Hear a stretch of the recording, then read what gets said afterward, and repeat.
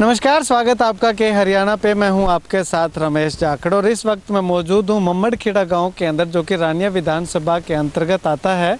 रानिया विधानसभा का गांव मम्मड़खेड़ा, और यहां के एक ऐसे युवा चेहरे को कांग्रेस पार्टी ने एक ऐसा मौका दिया है जो लगभग अगर बात करें तो बहुत कम लोगों को मिलता है।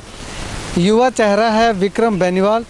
विक्रम बेनीवाल को कांग्रेस पार्टी की ओर से रानिया विधानसभा का अध्यक्ष बनाया गया है।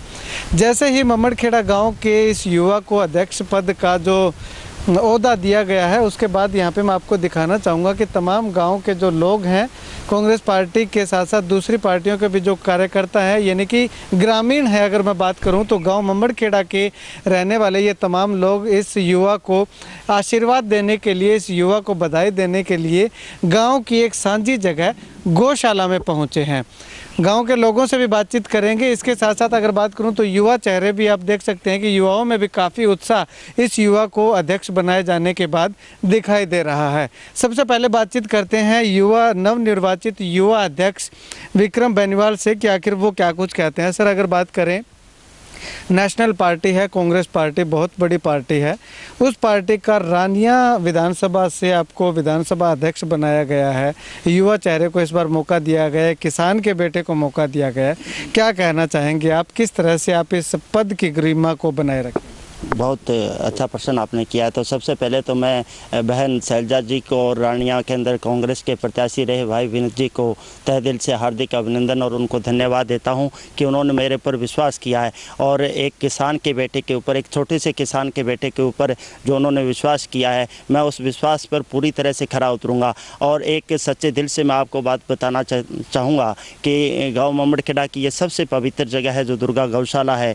यहाँ से मैं आज ये बात पूरे वायदे के साथ में, पूरी जी जान के साथ में ये कह सकता हूं कि कांग्रेस पार्टी आज से इस रानिया के अंदर खड़ी हो चुकी है। पूरा सिरसा जिला, पूरा हरियाणा प्रदेश और भारत देश के अंदर आज जो किसान के बेटे को कांग्रेस पार्टी ने मौका दिया है, इसके लिए मैं दिन रात एक करके मेहनत करूंगा और तमाम मेरे युवा साथियों का, बुजुर्गों का मेरे को बहुत बड़ा सहयोग मिलेगा, जिससे हम बहन शैलजा जी और भाई जो कांग्रेस के प्रत्याशी विनीत जी रहे हैं, उनको कामयाब करने के लिए जी जान लगा देंगे। अगर बात करें तो युवाओं को साथ जोड़ने के लिए किस तरह की मुहिम आपके द्वारा निरंतर चलाई जाएगी? क्योंकि अगर बात करें तो कांग्रेस पार्टी का पिछले विधानसभा चुनाव में इतना ज़्यादा अच्छा प्रदर्शन नहीं रहा था, तो उसको सुधार के लिए युवाओं को साथ जोड़ने के लिए किस तरह के काम किए? बिल्कुल सही बात कही आपने कि कांग्रेस पार्टी का जो प्रत्याशी यहाँ से चुनाव लड़ता है, एक मेचोरिटी रहती है कि हम जनता के अंदर जाकर जनता के जो चेहरे भेजती है कांग्रेस पार्टी, वो चेहरे उस तरीके से कार्य नहीं कर पाए या फिर जनता उनको संतुष्ट नहीं कर पाई। इसकी वजह क्या रही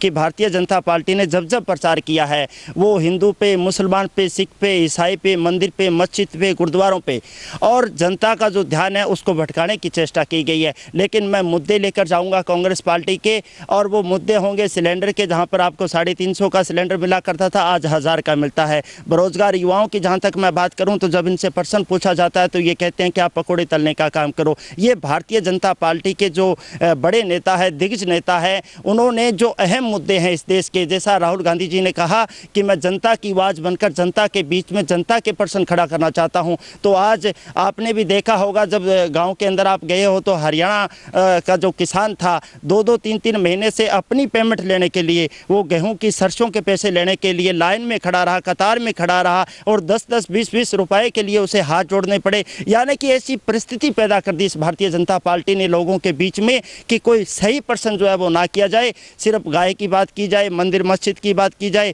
और लोगों का जो ध्यान था अहम मुद्दों से उन्होंने भटका दिया। अब मैं उन मुद्दों को उठाकर, एक किसान का बेटा उन मुद्दों को उठाकर जनता के बीच में जाएगा जो जनता चाहती है। बेरोजगार युवा रोजगार चाहता है, किसान फसलों के दाम चाहता है, और घर पर बैठी हुई गृहिणी जो है वो सिलेंडर के उचित दाम चाहती है कि उसको सिलेंडर सस्ता मिले। ये अहम मुद्दे होंगे और मैं निश्चित रूप से आपके साथ में आज मैं इस मीडिया के माध्यम से ये कहना चाहता हूँ कि कांग्रेस पार्टी को खड़ा करने के लिए जी जान लगाकर युवा साथी, बुजुर्ग आशीर्वाद देकर मेरा साथ देंगे और अहम मुद्दों के ऊपर हमेशा चर्चा होगी इस प्रदेश और इस देश के ऊपर।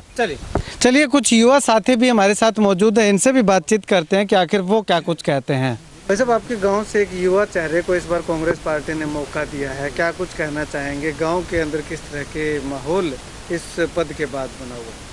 गांव के हमारे छोटे भाई को अच्छा पद दिया गया कांग्रेस पार्टी ने, इसकी पद की ये कदर करेगा, गांव का माहौल सुधरेगा, इससे कांग्रेस पार्टी के साथ युवा जुड़ेंगे। बहुत अच्छा किया है बहन शैलजा जी ने, भाई वनीत कंबोज ने अच्छा काम किया। ये पहले क्रिकेट खिलाड़ी था, उससे पहले हमारे यहाँ कभी कोई खेल का आयोजन या और किसी प्रकार, इसने 2-3 बार तो खेलों का आयोजन किया है यहाँ, हैं बहुत ही बढ़ चढ़ कर के भाग लिया है, गांव वालों ने भी साथ दी है। और अब पढ़े लिखे है, बोलने में चालने में हर तरह से आगे है, तो क्यों नहीं, हमें तो बहुत बड़ा संतोष है कि हमारा बच्चा आगे जा कर के एक फूल खिलेगा। मैं यह कहना चाहूँगा कि कुमारी शैलजा जी ने और विनीत कंबोज ने इस पर विश्वास पात्र माना गया है। ये आगे के लिए अच्छे काम करने के लिए सहयोग करेंगे, सारे बुजुर्ग और भाई साथी है वो इसका, और आगे खूब बढ़ेगा। ठीक, शुक्रिया बातचीत के लिए। तो गांव के युवाओं से मैंने बातचीत की, गांव के बुजुर्गों से बातचीत की, गांव के लोगों से बातचीत की और इस युवा साथी से भी बात की। गांव के लोगों का विश्वास है कि जो पार्टी ने जिम्मेवारी दी है उसे बखूबी निभाएगा।